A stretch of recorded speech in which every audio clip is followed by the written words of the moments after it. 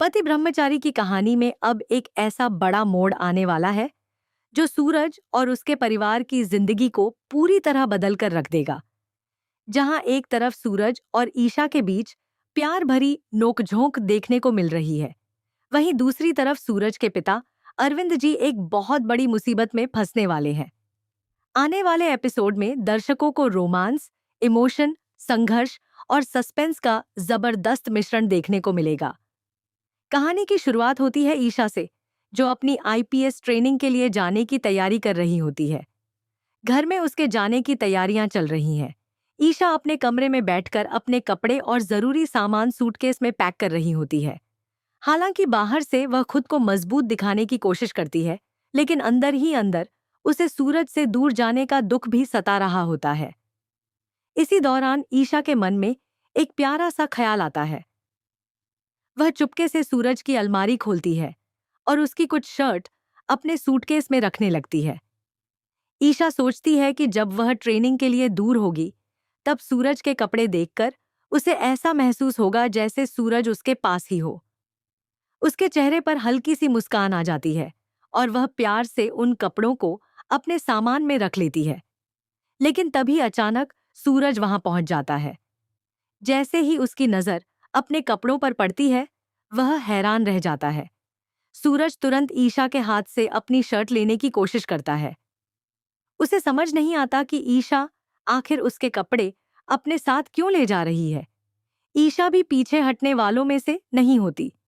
वह मुस्कुराते हुए सूरज से कहती है कि पति पत्नी का हर चीज पर बराबर का अधिकार होता है। जब दोनों का रिश्ता बराबरी का है, तो उसके कपड़ों पर भी उसका उतना ही हक बनता है।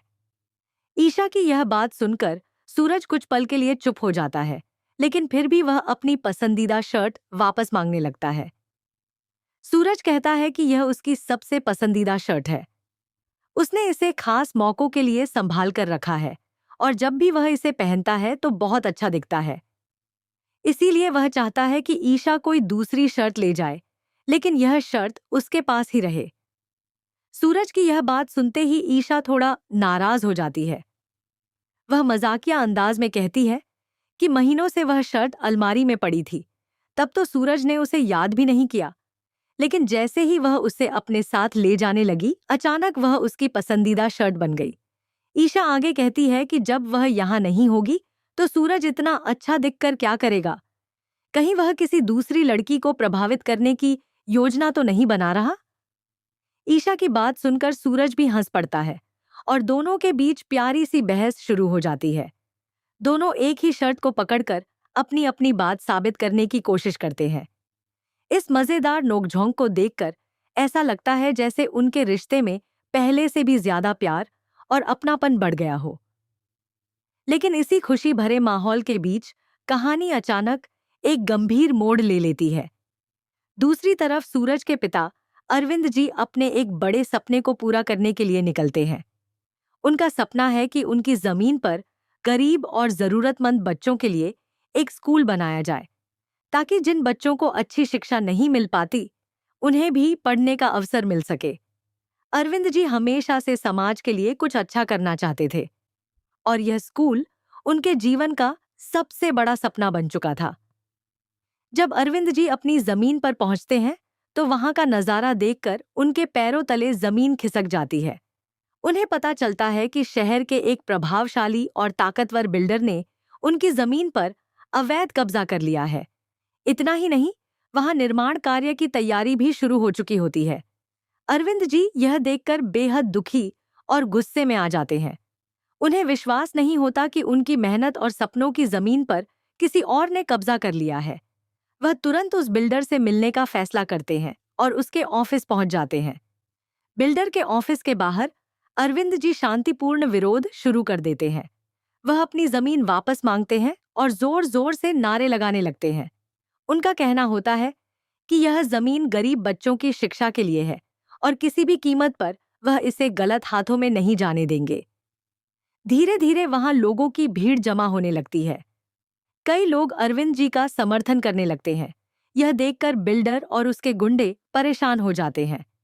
उन्हें डर होता है कि अगर यह मामला ज्यादा बढ़ गया, तो उनकी सच्चाई सबके सामने आ जाएगी। इसके बाद बिल्डर अपने आदमियों को अरविंद जी को चुप कराने का आदेश देता है। कुछ ही देर में उसके गुंडे वहां पहुंच जाते हैं और बिना किसी चेतावनी के अरविंद जी पर हमला कर देते हैं। वह उन्हें बेरहमी से पीटते हैं। अरविंद जी अपने हक और सच के लिए लड़ते रहते हैं, लेकिन गुंडों की संख्या ज्यादा होने के कारण वह गंभीर रूप से घायल हो जाते हैं। स्थिति तब और खतरनाक हो जाती है जब वे गुंडे अरविंद जी को जबरदस्ती उठाकर अपने साथ ले जाते हैं। किसी को समझ नहीं आता कि उन्हें कहाँ ले जाया गया है। अरविंद जी के अचानक गायब हो जाने से पूरे परिवार में हड़कंप मच जाता है। अब कहानी का सबसे बड़ा सवाल यही है कि क्या सूरज समय रहते अपने पिता तक पहुंच पाएगा? क्या वह उन गुंडों का सामना करके अरविंद जी को सुरक्षित वापस ला सकेगा? या फिर बिल्डर की साजिश इतनी खतरनाक साबित होगी कि सूरज अपने पिता को खो देगा?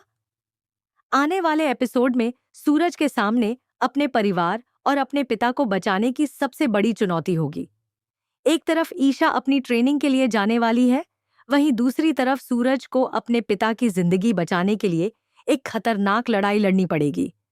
अब देखना बेहद दिलचस्प होगा कि सूरज इस मुश्किल परिस्थिति का सामना कैसे करता है और क्या गरीब बच्चों के लिए स्कूल बनाने का अरविंद जी का सपना पूरा हो पाएगा या नहीं। यही जानने के लिए दर्शकों को आने वाले एपिसोड का बेसब्री से इंतजार रहेगा।